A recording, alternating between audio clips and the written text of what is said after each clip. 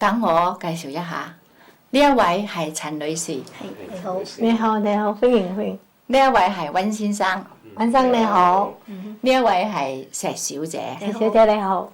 哦，陳女士，你嘅家又寬敞又舒適，一塵不染，可見咧你係一位賢妻良母。你嗰種咧，想請問下咧，你自己平時有啲咩嗜好㗎？都冇乜，中意睇下書啊，睇下電視咁咯。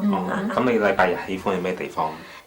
同啲仔飲下茶咯。都好溫馨嚇。其實咧，我哋稍微留意咧，就會睇到我哋身邊咧好多嘅神所賜嘅豐富啊，就能夠察覺到神嘅存在嘅喎嚇。請問陳女士有冇宗教信仰㗎？冇啊。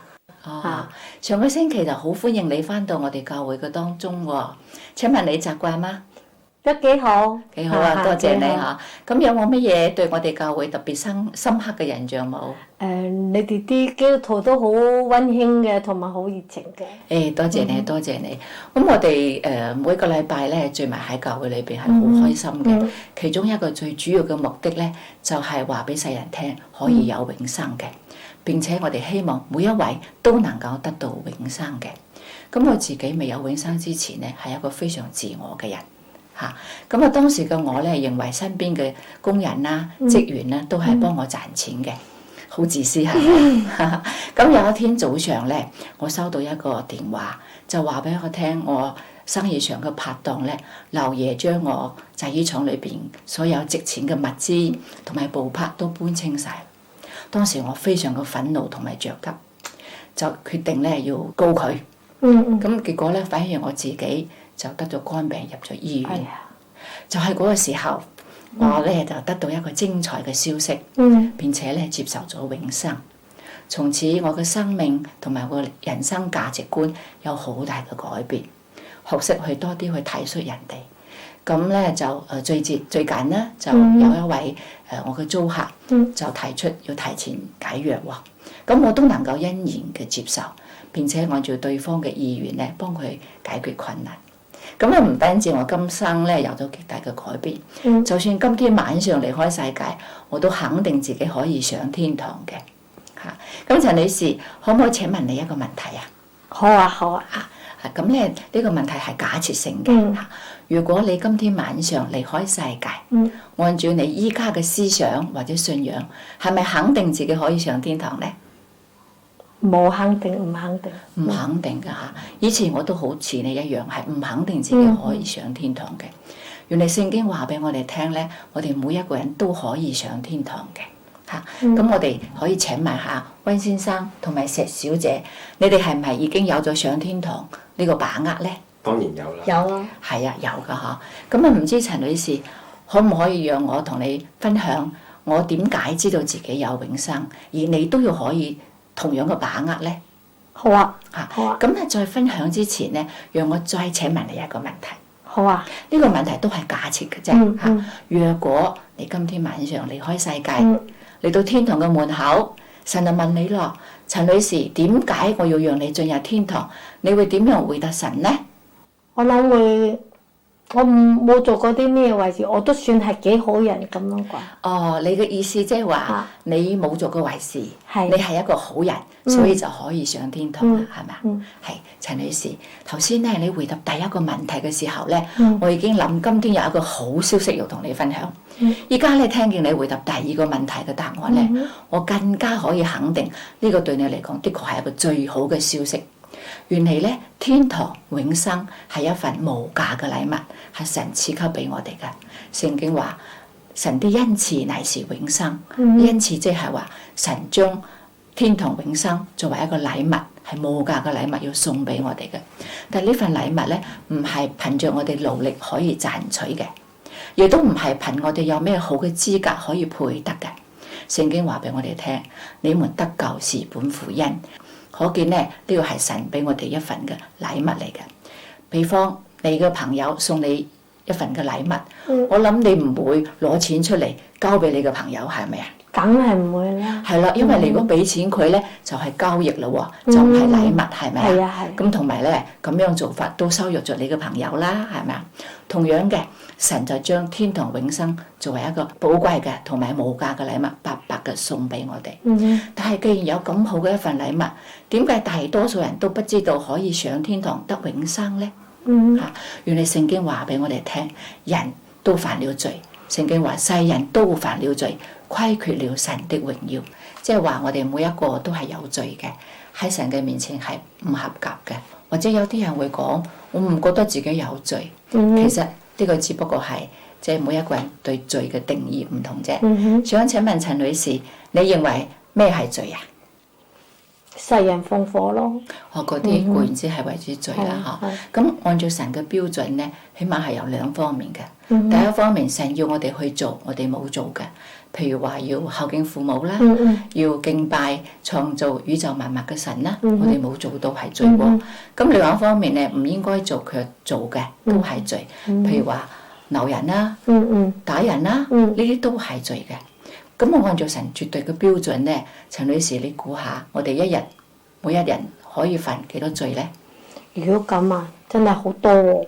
點樣多法咧？一日可以犯幾多件咧？10幾樣都應該有。係啊，10幾件都閒閒地啦嚇。譬如話我咧就更加唔止添啦嚇。咁啊，假設有一位好嘅人，佢一日淨係犯3件嘅啫，咁啊差唔多聖人咁滯㗎啦。咁啊1年就犯幾多罪啊？360秒，我冇過千條咯。係啊，過千啊。咁如果我一生能夠活到70歲，咁即係有70年，總共幾多罪呢？7萬啊！哎呀，你嘅數學真係好好喎嚇！係啊，的確有7萬幾件嘅罪喎。咁我有咁多嘅罪嚇嗱，呢度有本書我借下。你隨便。咁頭先我講到咧，我一生犯咗7萬幾件嘅罪。咁我要求神讓我帶着7萬幾件嘅罪去到天堂，冇可能㗎，係咪啊？咁咧，而且我哋人唔單止係有罪，並且係不能夠搞到自己嘅嚇。請問你知唔知道上天堂嘅標準係乜嘢啊？唔知道。嗱，聖經話俾我哋聽，你們要完全，將你們啲天賦完全一樣。即係意思話咧，要100%嘅完美，要100分嘅。咁我哋人點可能完全完美呢？有啲人話：咁我可以將功贖罪嘅。咁我又舉個例啊，我請各位嚟到我屋企用個便飯。咁我攞出5隻蛋，就逐一嘅打入到我哋嗰個鑊嘅裏邊。4隻都係靚嘅，打到第5隻嘅時候，敗係臭嘅，係壞咗嘅蛋。咁我諗住唔緊要啦，有4隻係好嘅，淨係1隻壞啫。咁就將佢哋撈埋一齊，炒咗出嚟請你哋享用。咁你話你哋會唔會欣賞咧？梗係唔欣賞。係啦，都唔會欣賞嘅。係咯，係咯。同樣嘅，如果我哋有咁多嘅罪，咁我哋要神俾我哋上天堂係冇可能，係咪啊？咁樣現在你就明白咧，點解人唔可以靠住自己上天堂，係咪咧？明白。嚇，咁樣人係不是好絕望？係咯。又唔係嘅。咁我哋請石小姐同我哋分享好嘛？咁其實咧，神咧就係慈愛㗎，所以佢唔願意懲罰我哋，而且咧聖經好清楚咁話俾我哋聽，神就是愛。佢唔願意見到我哋喺罪裏邊咧係痛苦㗎。但係咧另一方面，同一本聖經亦都好清楚咁話俾我哋知咧，神係公義㗎，所以咧佢必定追討我哋嘅罪㗎喎。聖經講到咧，他萬不以有罪的為無罪，必追討他的罪。假設啦，你係一位公正嘅法官，咁我想請問，如果你一位好朋友，證據確鑿咁嚟到你嘅面前，而且佢又認罪喎，你會唔會無罪咁釋放佢咧？梗係唔會啦。冇錯，我哋地上嘅法官咧，尚且唔會咁樣做，咁何況天上嘅神咧？咁佢係一位比世上任何一位公正嘅法官咧，都係公義嘅。咁佢更加咧要追討我哋嘅罪嘅。咁其實對於我哋人嚟講咧，呢個真係一個困局喎。因為一方面我哋好渴望得到神嘅愛，但另一方面我哋人又被自己嘅罪咧所捆綁，我哋唔可以自救。咁究竟我哋有咩辦法可以去到神嗰度咧？咁其實咧，神佢自己親自用佢嘅智慧咧，去幫助我哋解開呢個困局嘅。咁其實咧，我想請問你認唔認識耶穌基督咧？唔係好認識。咁你知唔知道佢嘅身份係乜嘢啊？唔係太清楚。咁其實耶穌基督咧，佢嘅身份就係一位完全嘅神，亦都係一位完全嘅人嚟嘅。聖經話俾我哋聽咧，太初有道，道與神同在，道就是神，道成了肉身，住在我們中間。咁其實咧，耶穌基督咧就係嗰位道成肉身嘅神，佢咧成為我哋人同埋神之間嘅橋梁。請問你知唔知道耶穌基督嚟到世間嘅工作係乜嘢咧？係咪釘十字架？冇錯啦，佢為我哋咧釘死喺十字架上，付上罪嘅贖價。但同時之間，佢又勝過死亡復活，預備天堂作為永生嘅禮物係送俾我哋嘅。或者我做一個示範咯。咁呢隻手就代表我自己咯。我個重擔咧就係要背負住自己嘅罪去行前面嘅路，好沉重，亦都好困難。神咧好愛我，但係佢好恨惡我嘅罪。咁佢就差遣主耶穌基督嚟到世上去拯救我。聖經話：世人都如羊走迷，各人偏行己路。耶和華使我們眾人的罪都歸在他身上。我想請問我個罪去咗邊度啊？耶穌嗰度。我自己而家係咪冇晒罪，好輕省啊？係啊係。係啦，耶穌基督背負住我嘅罪啦。咁佢喺十字架上最後一句説話就係成了。成了嘅意思就係話一分一毫嘅罪債都係還清嘅。咁耶穌基督背負住我嘅罪咧，就係死亡埋葬。但係咧，佢勝過死亡咧，第三天就係復活㗎。喺世上向好多個人都顯現，最後佢升上高天，預備天堂作為一份永生嘅禮物係送俾我哋嘅。咁我哋要點樣先至可以得到呢份永生嘅禮物咧？其實只有一個途徑，就係憑着信心可以得到呢份永生嘅禮物。咁呢度咧有一串嘅鎖匙啦，外表都差唔多嘅。咁你睇下，你試下揀邊一條可以開到我屋企嘅大門啦。哦，係咪呢條啊？啱喎。咁其實咧，雖然鎖匙咧好似條條都差唔多，但係開到我屋企大門嘅只有一條。正如咧得救嘅信心咧，亦都只係得一個嘅啫。咁好多人咧都誤解啦，以為譬如憑着好嘅行為啦，一啲唔同嘅哲學思想可以得著永生。咁呢啲咧都係錯誤嘅。咁其實對於得救嘅信心咧，世人亦都有啲唔同程度嘅誤解㗎。得救嘅信心咧就唔可以係單單係有理性上面嘅認知嘅。我想請問你認唔認識孫中山、秦始皇啊？認識。佢哋都係歷史上面嘅人物啦。咁但係佢哋同今日嘅你嘅生命有咩關係啊？冇關係。係啦，所以咧，我哋如果淨係喺理性上面知道耶穌基督，而冇接受佢咧，咁佢同我哋嘅生命係冇關係嘅。咁除此之外咧，好多人對於信心咧，以為咧只係有今生嘅信心嘅啫。好似我哋都會為咗今生嘅一啲事情，譬如我哋嘅家庭啦、工作啦、我哋嘅健康去祈禱嘅。咁但係呢啲事咧都係好嘅喎，但係呢啲事都會過去。所以咧，得救嘅信心咧就唔係話淨係有今生嘅信心咯。我哋並且應該要有一個永生嘅信心嘅。聖經裏邊講啊，當信主耶穌，你必得救。呢度有張凳啦，呢張凳你覺得佢托唔托得住你咧？梗係得啦。但係你點樣可以證明佢真係可以托得住你咧？坐過去咪得咯。咁請你坐過去啊。哦，好啊。穩唔穩陣啊？穩陣啊。或者我解釋下，呢張梳化就代表你自己，而呢張凳咧就代表耶穌基督。以前嘅你咧就係靠住自己嘅。咁我想請問你記唔記得你頭先點樣答第二個問題？你係點樣進入天堂咧？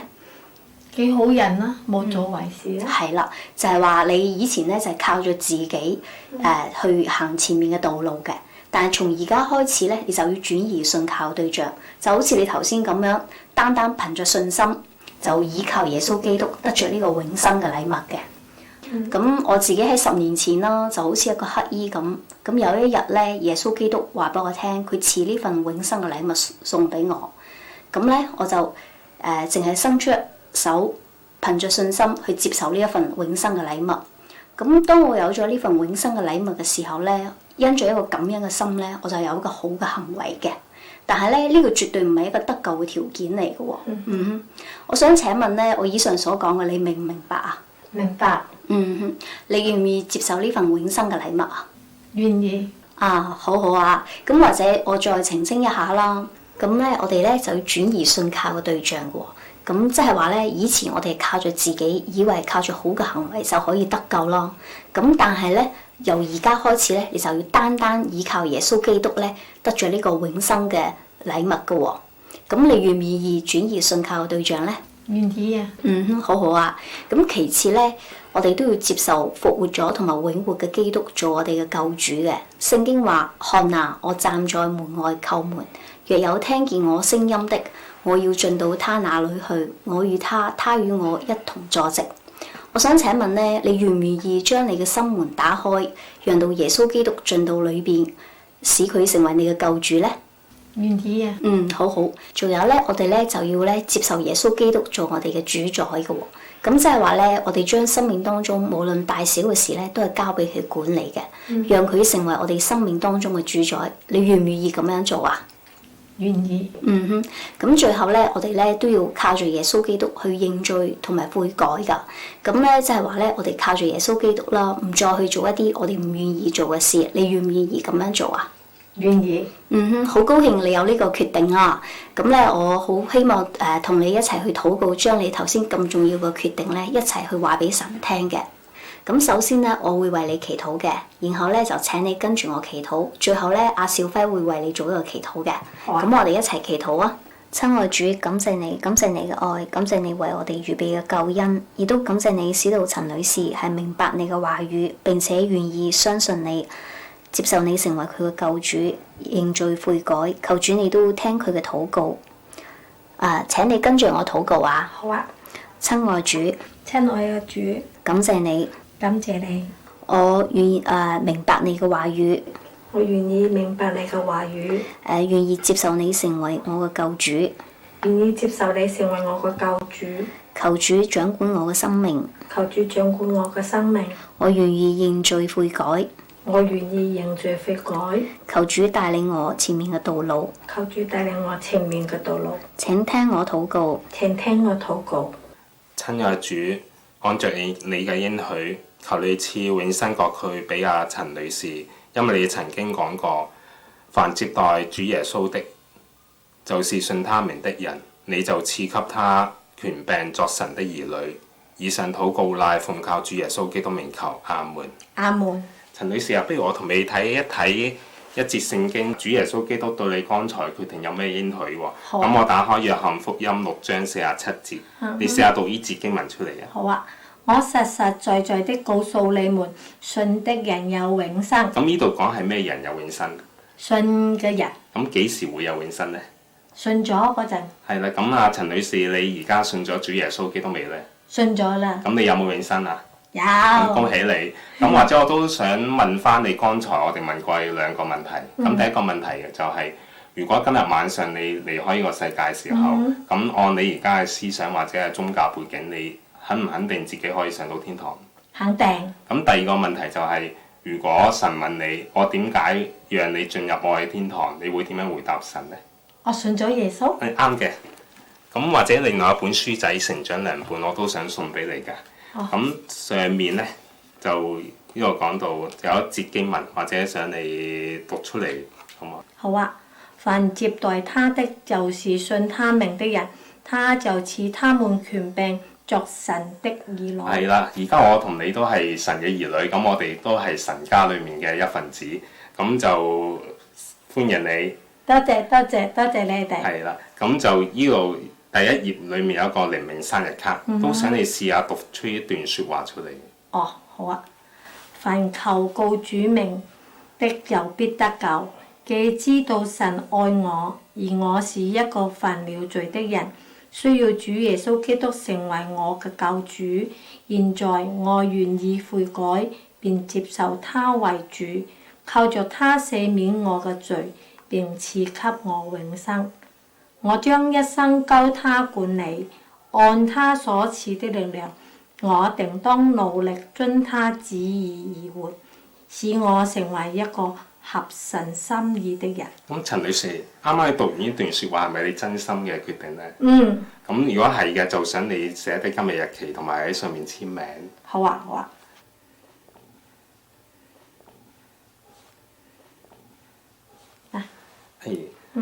陳女士，好榮幸今日都可以作為見證人啦。咁我喺見證人嗰度我簽翻名啦，同埋我留低我電話俾你。咁你隨時可以聯絡我啦，同埋我傾翻信仰上面嘅問題啦。多謝。咁就呢張靈命生日卡咧，係送俾你作為一個紀念同埋一個記錄，證明今日開始信咗主耶穌基督。但係呢張卡就唔代表一個天堂入場券嘅。咁裡面後面亦都係有記錄到剛才我哋講述福音嘅內容啦。咁你有時間亦都可以重溫下呢啲福音嘅重點啦。好啊。咁後面亦都有提到我哋靈命上面成長有5個途徑嘅喎。咁就或者我同你介紹下，第一個途徑就係讀經啦。咁陳女士有冇聖經？冇啊。冇啊，或者我送本約翰福音俾你啊。哦。係啦，呢本書仔。好啊。咁點解我哋要讀經呢？其實係我哋一個初生嘅 B B 咁樣喺屬靈上面。我哋啱啱信咗主，都好似一個 B B 需要飲奶去成長。咁我哋靈命上面嘅奶就係我哋嘅聖經啦。咁聖經係記載咗神嘅話語啦。咁就約翰福音亦都係記載咗耶穌基督嘅事蹟啦，亦都係好多真理喺裡面嘅。咁你可以試下開始就每日讀一章聖經。好啊。係啦，咁如果有啲特別深刻嘅經文，你可以畫低佢啦。又或者有啲問題嘅，你可以旁邊係打問號。咁就可以我哋約你下個禮拜見面嘅時間。如果有問題，我哋可以一齊討論啦。好啊。好。咁第二個途徑呢，就係我哋要祈禱啦。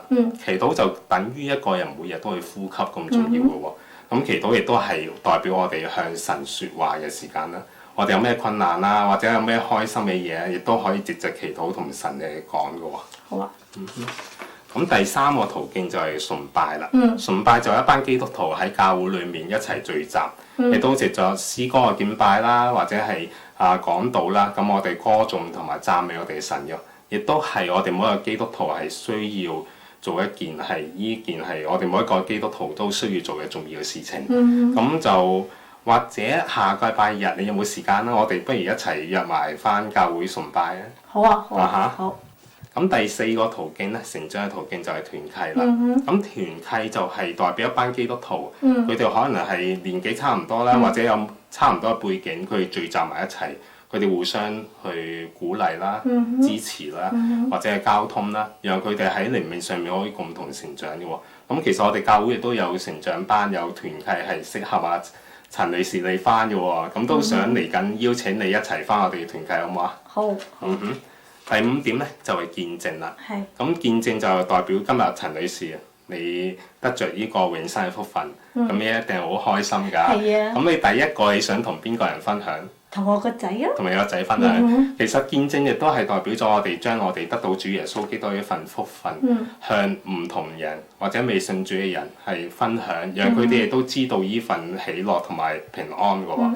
咁就亦都係我哋基督徒經常會做嘅事啦。但係其實我哋今日信咗主耶穌基督之後，你知唔知其實魔鬼撒旦佢好唔中意㗎？係啊。係啊，佢可能會藉咗好多方法去打動我哋嘅心啦。因為其實時間或者各樣事情都會改變嘅。但係我哋信主耶穌基督嘅永生呢個應許就唔會改變嘅。咁有一節經文都想你試下讀出嚟，約翰福音3章16節。好啊。神愛世人，甚至將他的獨生子賜給他們，叫一切信他的不至滅亡，反得永生。係啦，呢個就係神對我哋應許，我哋信主耶穌基督就有永生，不至滅亡嘅。或者試下下面呢度有一段咧，就有啲空白地方，你試下用你個名代入去，再讀一次。即係擺我個名係咪？係啦。好啊。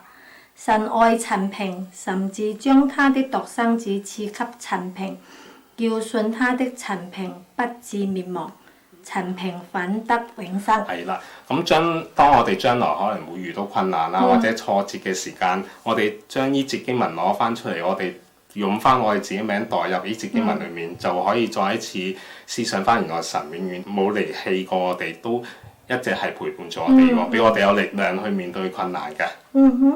咁如果將來你有咩挫折困難嘅時候，你都可以再讀翻一節經文，咁增加翻你喺主耶穌基督裏面嘅信心嘅喎。咁呢本書仔就今日送俾你。多謝。係啦，咁就打攪咗佢咁耐，我哋都差唔多時間要走啦。咁或者我禮拜六晚再俾電話你，約實你禮拜日再喺教會見面好唔好啊？好啊，好啊。好啦，咁差唔多，多謝你。辛苦晒你哋啦，唔該唔該，係多謝你，係唔該。